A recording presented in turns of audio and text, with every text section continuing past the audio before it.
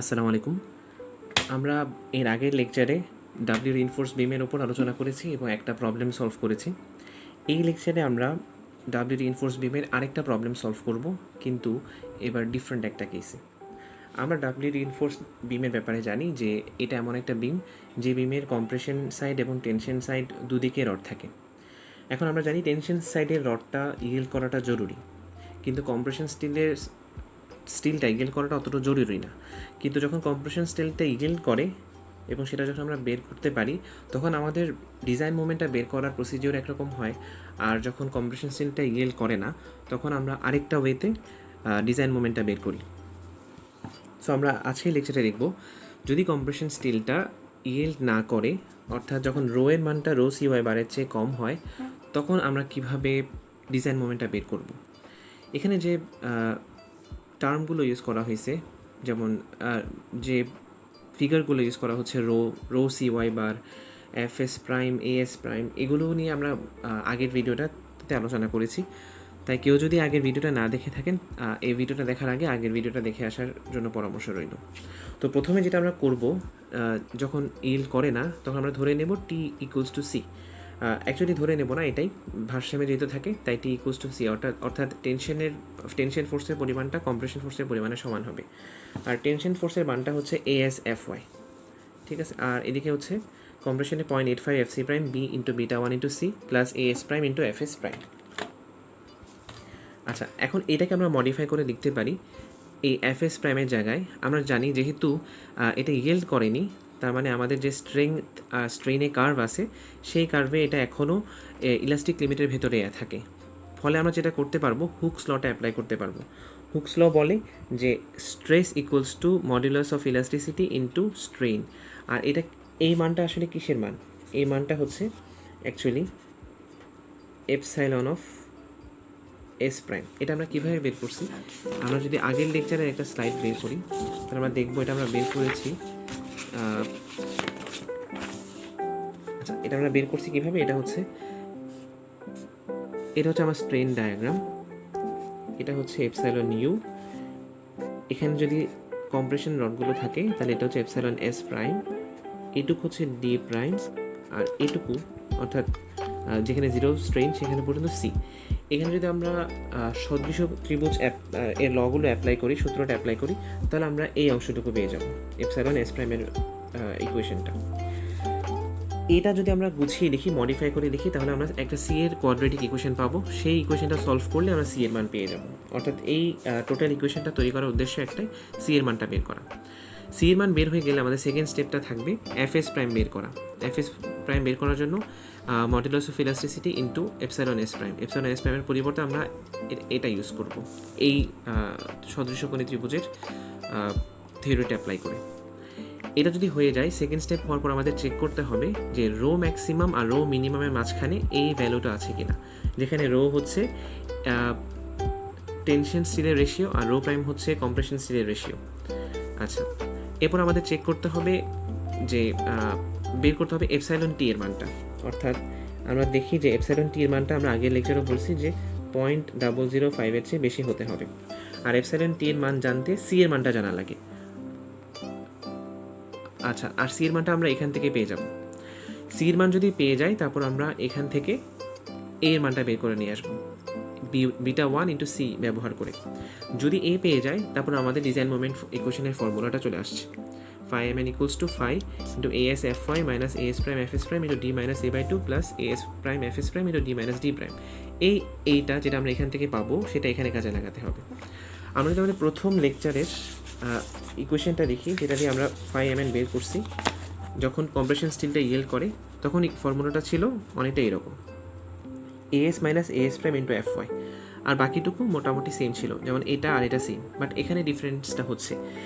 এই ডিফারেন্সটা কেন হচ্ছে? কারণ আগের বার কম্প্রেশন স্টিলটাও ইয়েল্ড করছিল আর টেনশন স্টিলটাও ইয়েল্ড করছিল, ফলে আমরা S minus S prime into FY, অর্থাৎ FYটা কমন নিয়ে লিখতে পারছি। কিন্তু এইখানে তো আমরা জানি কম্প্রেশন স্টিলটা ইয়েল্ড করবে না, কাজে এখানে আমরা FY লিখতে পারবো না, আমাদের লিখতে হবে FS প্রাইম। কাজে ইকুয়েশনটা একটু ডিফারেন্ট।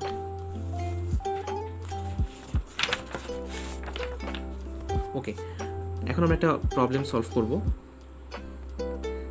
একটা ডাব্লিউ রিইনফোর্স বিম দেওয়া আছে, তার উপরে 3টা 8 নম্বর রড আর নিচে 6টা 10 নম্বর রড 2 লেয়ারে দেওয়া, আর অন্যান্য ডাইমেনশনগুলো দেওয়া আছে। এফসি প্রাইমের ভ্যালু অর্থাৎ কংক্রিটের কম্প্রেসিভ স্ট্রেংথের মান দেওয়া আছে 5 কেএসআই, আর স্টিলের রিয়েল স্ট্রেস দেওয়া আছে 60 কেএসআই। বের করতে হবে ডিজাইন মোমেন্ট অর্থাৎ 5 mm কত। প্রথমে আমরা যেটা করব, টেনশন স্টিলের এরিয়াটা বের করে ফেলবো 6 × 1.27, আর যেহেতু 10টা রড আছে আর 6টা 10 নম্বর রড আছে, আর 10 নম্বর রডের এরিয়া আমরা জানি 1.27, সেখান থেকে আমরা এরপর রোয়ের মানটা বের করে ফেলবো। রোয়ের মান আসছে 0.0242। এএস প্রাইম অর্থাৎ ওপরে কম্প্রেশন সাইডের রডগুলো 3টা 8 নম্বর রড, 3টা 8 নম্বর রডে এই আমরা বের করে ফেললাম। এরপর আমরা রো প্রাইম বের করব, রো প্রাইমও বের করা হয়ে গেল, আর রো মাইনাস রো প্রাইমটাও বের করব। আচ্ছা, রো মাইনাস রো প্রাইম বের করার পর আমরা দেখব রো ম্যাক্সিমাম কত, রো মিনিমাম কত। রো ম্যাক্সিমাম আর রো মিনিমাম বের করার নিয়মটা আমরা আগের লেকচারে দেখছি। আমি যদি একটু আবার ফিরিয়ে আনি আগের লেকচারের ম্যাথটা, এই যে রো ম্যাক্সিমাম বের করতে হয় এভাবে, ঠিক আছে। রো ম্যাক্সিমাম আমরা এভাবে বের করছি, আর রো মিনিমাম বের করতে হয় এভাবে। এই দুটো মান আমরা বের করছি আগের ম্যাথে। কীভাবে বের করছি আমরা আগের লেকচারটা দেখলেই হবে। আচ্ছা, তো রো ম্যাক্সিমাম আর রো মিনিমামের মাঝখানে রো মাইনাস রো প্রাইম এটা থাকতে হয় কি না এটা চেক করতে হয় প্রথমে। এখন আমি জানি যে এই প্রবলেমটাতে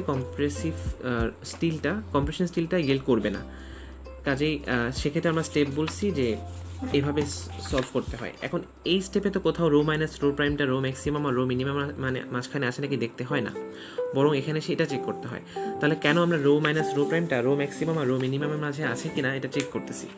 তার কারণ হচ্ছে আমরা কিন্তু যখন অঙ্কটা শুরু করছি আমরা কিন্তু জানি না যে এটা কি আসলেই কম্প্রেশন স্টিলগুলো ইয়েল্ড করবে কি করবে না। যেহেতু ভিডিও লেকচারটা আজকে ইয়েল্ড করবে না এটা নিয়েই, ফলে আমরা ধারণা করতে পারতেছি ইয়েল্ড করবে না, বাট তারপরেও আমাদের পরীক্ষায় চেক করতে হবে যে এটা কি এটা মাঝখানে আছে কিনা। আচ্ছা, নেক্সট আমাদের কাজ হচ্ছে রো সিওয়াই বারের মানটা বের করা। এই রো সিওয়াই বারের মানটা বের করার পর আমরা দেখব যে আমাদের রো এর মানটা এই মানটা চেয়ে বেশি নাকি কম। রো সিওয়াই বারের মানের জন্য একটা ফর্মুলা আছে, এটা হচ্ছে 0.85 ইন্টু বিটার মানটা 0.8, কারণ এফসি প্রাইমের মানটা হচ্ছে 5 xi into FC prime divided by F Y into D prime divided by D, উপরে epsilon U divided by epsilon U minus epsilon Y, ঠিক আছে। এটা হচ্ছে ইয়েল স্ট্রেনটা প্লাস রো প্রাইম। আমরা রো প্রাইমটা বসিয়ে দেবো, এরপরে এটা বের করে নিয়ে আসবো। রো প্রাইমটা আমরা আগের পেজে দেখছি। এখন দেখা গেল এটা মান আসছে 0.02783, যেটা রো এর চেয়ে কম। রো এর মানটা কত ছিল? রো এর মানটা ছিল এই যে রো এর মানটা ছিল 0.0242, আর আমাদের রো সিওয়াই বারের মানটা আসছে 0.02783, অর্থাৎ রো সিওয়াই বারের মানটা বড় আর রো এর মানটা ছোট। ফলে আমরা সিদ্ধান্তে আসতে পারি যে কম্প্রেশন স্টিলটা ইয়েল্ড করে না। এখন যখন কম্প্রেশন স্টিল ইয়েল্ড করছে না, এখন আমাদেরকে সেজন্য যে স্টেপগুলো আমাদের ফলো করতে হবে সেই স্টেপগুলো ফলো করে আমাদের মানগুলো বের করতে হবে। তো প্রথম স্টেপটা হচ্ছে সি এর মানটা বের করা। এটা আমরা সি এর মানটা বের করেছি এখানে।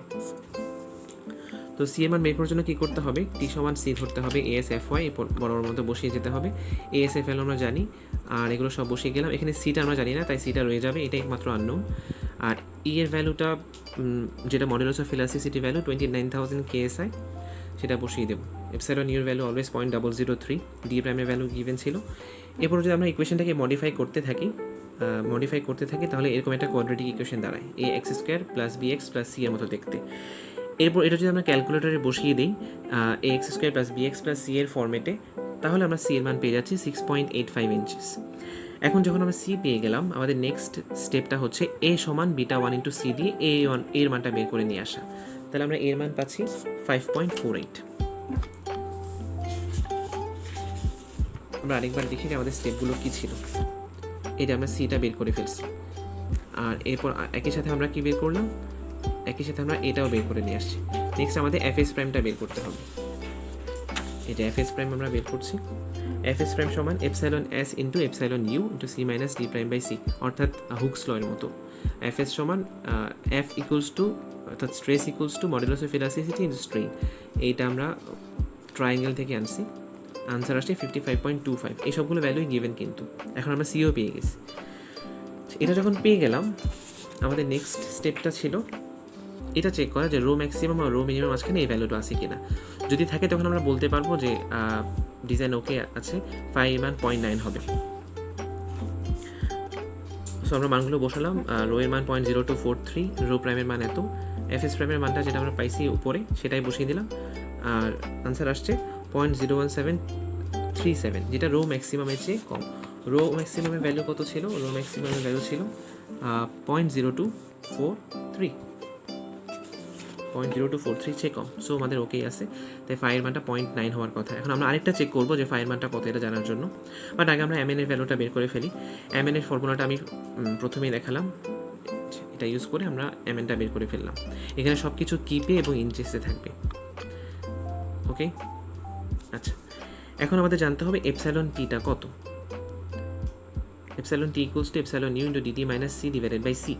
এটাও ঠিক ট্রায়াঙ্গেল থেকে আসছে। আমরা ট্রায়াঙ্গেলের যে সদৃশ্যকোণে ত্রিভুজ ইউজ করেই আমরা এই ইকুয়েশনটা বের করতে পারি, এটা আমরা আগের লেকচারে দেখছি। এখানে আমরা ভ্যালুগুলো বসাবো। এখন এখানে ডিটি কি, আমরা দেখতেছি যে আমাদের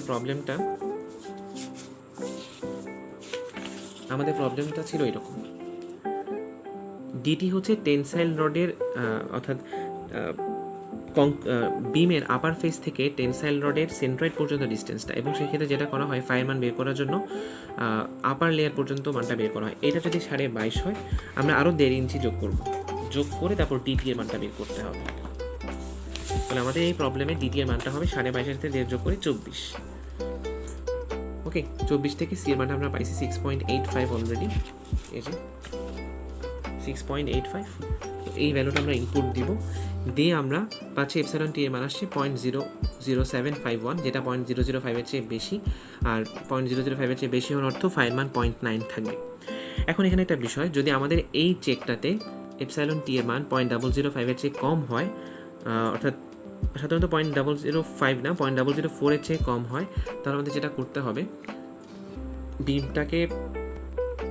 বিমের ডিজাইনের ডাইমেনশনটা চেঞ্জ করতে হবে। এক্ষেত্রে রডের এরিয়া বাড়িয়ে লাভ হবে না, তখন আমাকে আর্কিটেক্টের কথা মানলে চলবে না। আর্কিটেক্টে বোঝাতে হবে যে এই ক্ষেত্রে আপনাকে ডাইমেনশন চেঞ্জ করতেই হবে। তখন আমরা ডাইমেনশন চেঞ্জ করে ডিজাইনটা তৈরি করব। আচ্ছা, তাহলে এক্ষেত্রে যেহেতু বেশি আসছে, তাহলে ফাইয়ের মান হবে 0.9, আর ফাই এম এন এর ভ্যালু আসবে এটাতে 0.9 দিয়ে গুণ দিয়ে যেটা থাকে সেটা। তাহলে আমাদের এই প্রবলেমের ডিজাইন মোমেন্ট হচ্ছে 8159.2 কিপ ইঞ্চেস। সো আজকে এটাই ছিল আমাদের প্রবলেমের সলিউশন। আশা করি সবাই বুঝতে পেরেছেন। ধন্যবাদ।